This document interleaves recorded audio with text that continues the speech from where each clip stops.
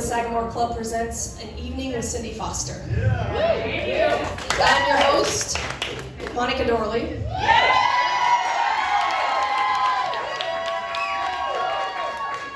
I'm going to tell you a little bit about the Sagamore Club. I'm going to tell you a couple funny stories, and then we're going to get your headliner up here.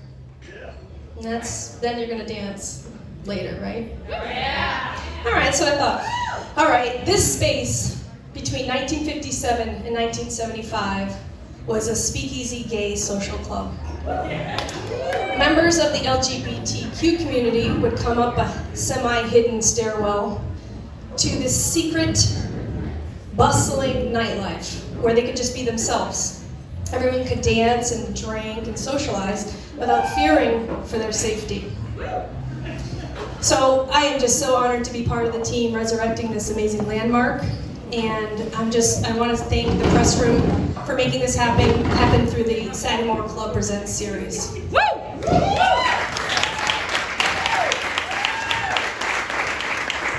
DJ Scooch is going to be having a dance party. So stick around. I mean, tomorrow's Sunday. You don't have to go to church. I'm actually from Portsmouth, and it is an honor to be performing stand-up here on this stage at the press room.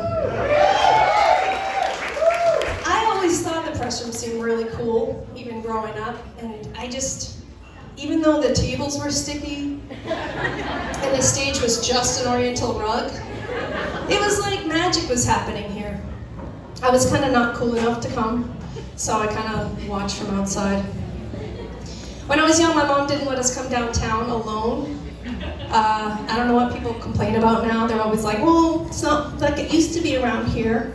Like, what are they whining about? What do they miss? Downtown was seedy and dangerous. In 5th grade, I roller skated down here with a friend. She was a year ahead of me in school, but she was a lot bigger than I was, and she looked like my mom. She was about 5'9", and she had birthing hips since about 4th grade. I was 10, and I looked 7. I was about 4'6". So there we were. She's shooting the duck down Middle Street. No fucking bollards. And I'm just stiffly making my way downtown.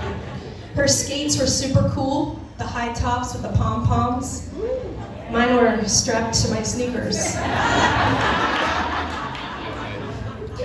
I fell, and I think I broke my wrist, but I never told my mom. You just didn't disobey. Well, anyway, I didn't.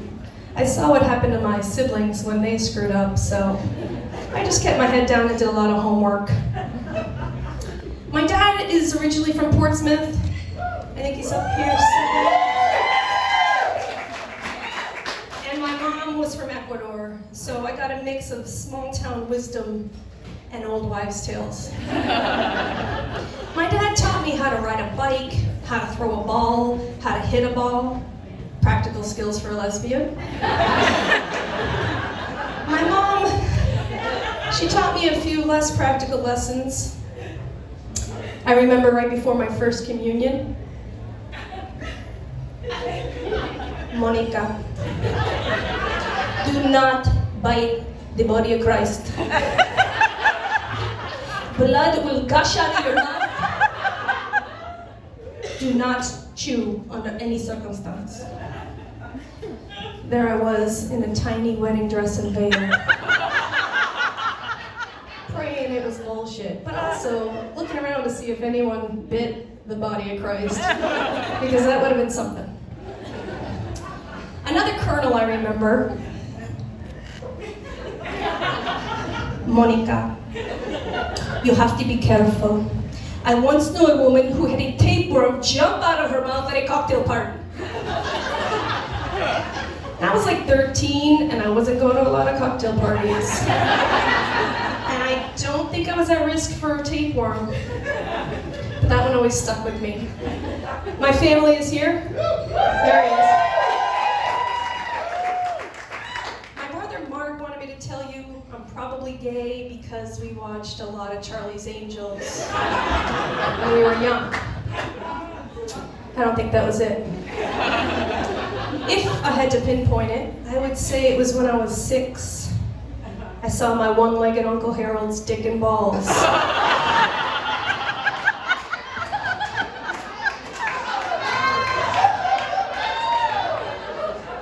It wasn't anything weird. I just came around the corner and there his junk was on display. Through a hole where a pajama leg pant should have been. Pant leg, that's how it should have come on. And it was innocent, you know, an innocent mistake, but you don't forget seeing 80-year-old balls. Balls. Can I see a show of hands? Who here likes balls? All right, see us in the back, big surprise. But seriously, I don't think it's a lesbian thing. Many of my straight women friends say they only tolerate them as a package deal with a dick. They're off-putting, no one likes seeing those things. And it's not, maybe it's not the balls, it's maybe the sack that holds the balls. That's the weird part. Every time I think of balls, I get distracted. My brother's friend has balls so stretchy, and I quote, "You could project a movie on them." My friend let this guy crash on her couch one time. She came out in the morning and he's there naked with just a loosely knit Afghan on. She thought there was gum on the Afghan. Guess what? Wasn't gum. It was balls. It was the same guy, the movie guy. Same guy. I mean, not that many people have that stretchy of balls, I think. But I don't know. It's not just my aversion to balls. I should have known I was gay a long time before I realized. Like when that girl-on-girl tickle fight erupted in college and turned into a make-out dry hump session. My teammates from Boston University Field Hockey. Yeah, go Boofa. I'm sure even those sluts don't like balls that much. After college, about 20 years ago, I thought I'd try online dating. I know now. I went on over 30 first dates through Match.com. I just wasn't finding what I was looking for, and looking back, it's because none of those guys had a vagina. But I had legitimate reasons I didn't go on too many second dates. For example, his last name was Dyke. Monica Dyke. I couldn't do it. I'm sure people from high school already call me that. Right? How's that White Claw treating you? It's fine. White Claw's fine. No one says, I love White Claw. It's fine. It's her favorite. She loves it.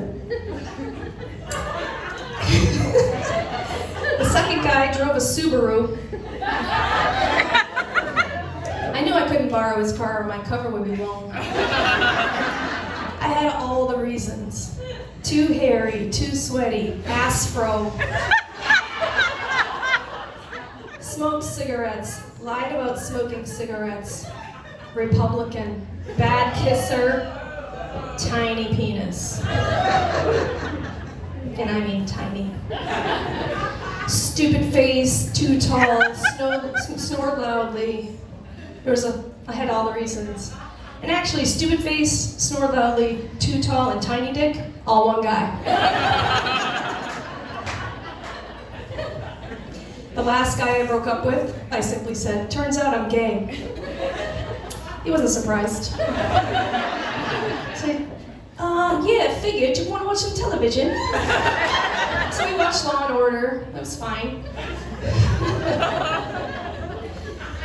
Now that I know who I am, I've been married to my wife for over 3 years.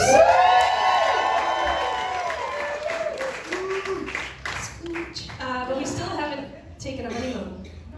And I've been trying to sell her on the idea of Ecuador because it's one of the coolest, weirdest places I've ever been. I don't know if I can convince her.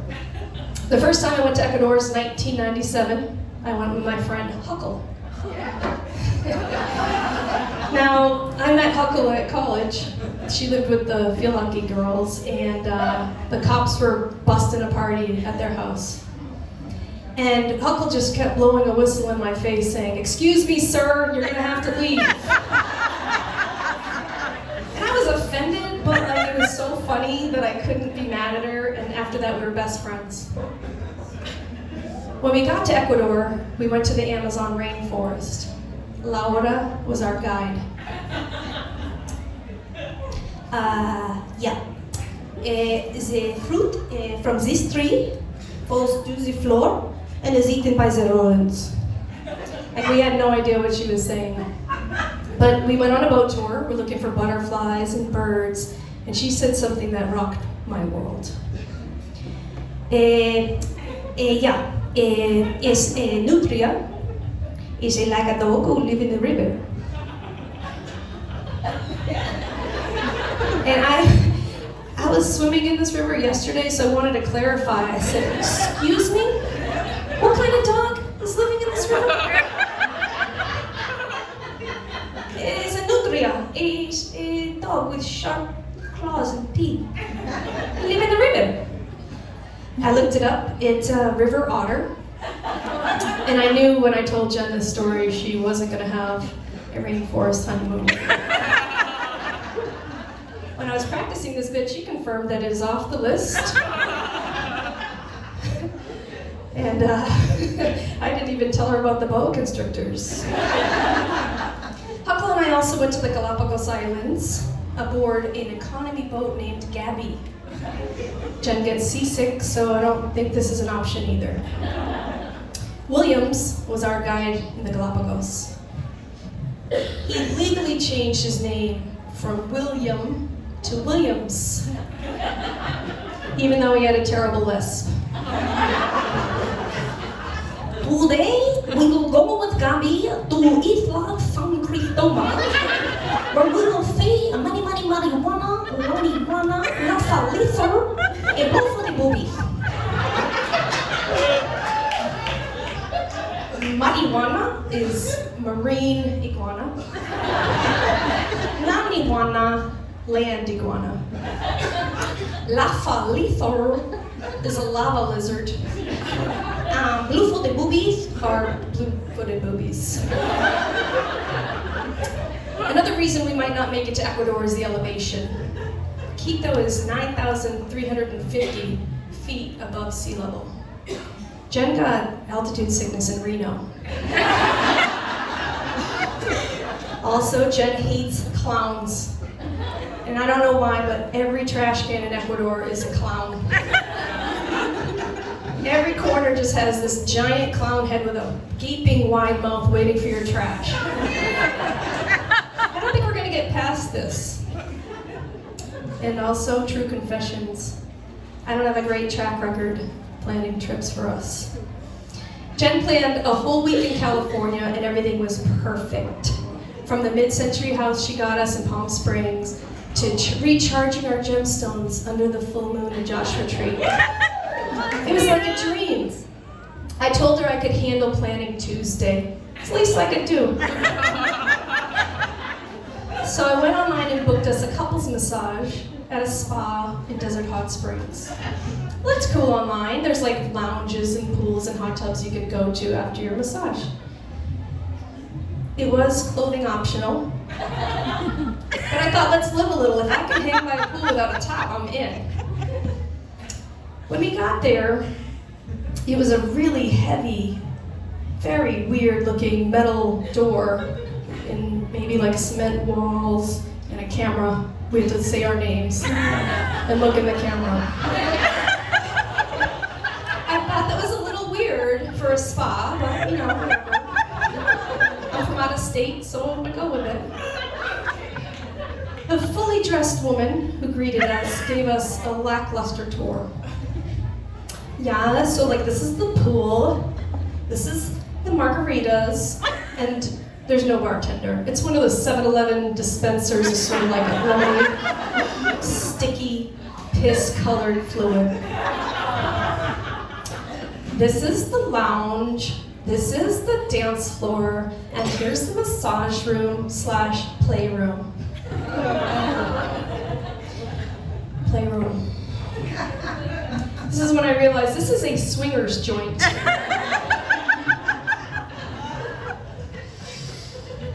So I peek into this playroom and I say, where are the massage tables? We're having a massage in 5 minutes. Yeah, no. The massage therapists have other jobs and they're not coming here today. And since there was no refund on the day pass, we thought, let's just drink their margaritas and hang by the pool, make the most of it. So we take off our tubs, Jen goes in the pool, and I go to the bathroom. When I got back to our chairs, the lackluster tour guide approached me. So, like, people are starting to show up, and this area is not clothing optional. It's 100% clothes free. Okay, so I didn't see anything like this in the materials they sent me. Or half an hour on the phone making the massage appointments. She didn't say anything about this on that tour. But I'm a rule follower, so although it killed me, I took my bikini bottoms off and I acted casual.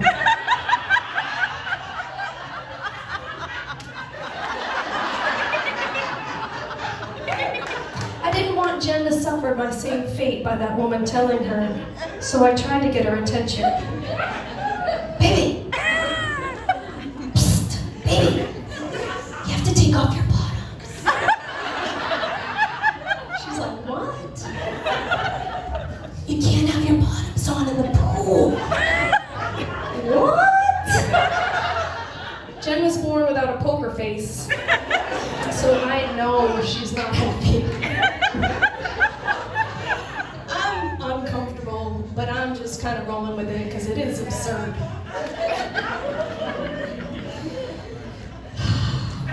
Let me tell you, being 100% clothes free has rendered me totally immobile.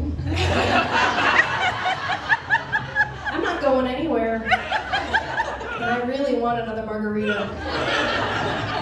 All of a sudden I remembered you can wrap up in a towel if you're walking. So I grab a towel, put it around my waist like Magnum PI, and I go get our next one of that Priscilla margarita. When I got into where they served the drinks and the food, they had put out some food. Fried chicken and potato salad. Now, if I had a swingers club, it would be wicked classy. It would be beautiful decor, nice lighting, and a little light finger food you can hold in one hand while fingering someone with the other. This is not sexy food. And my suspicions were right when I went back outside and I saw those people eating the chicken and potato salad, 100% clothes free.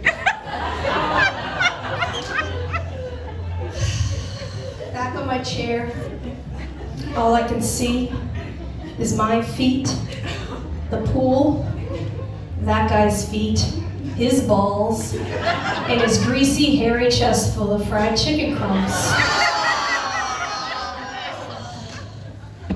I think about Ecuador in the Nutria and the singles swinger spa day, and I think maybe I shouldn't have anything to do with planning our honeymoon. Baby, this one's up to you. You guys have been great. That's it for me.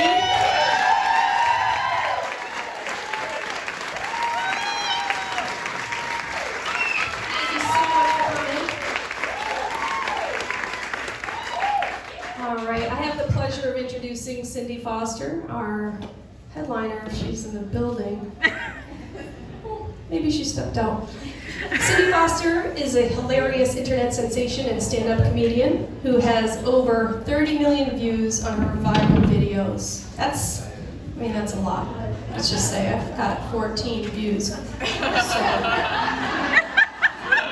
in November of 2019, she tried out for America's Got Talent, and she is preparing for a European tour this summer. There's no videotaping for Cindy's performance, and it is my honor, as part of the Sagamore Club Presents series, to introduce Cindy Foster.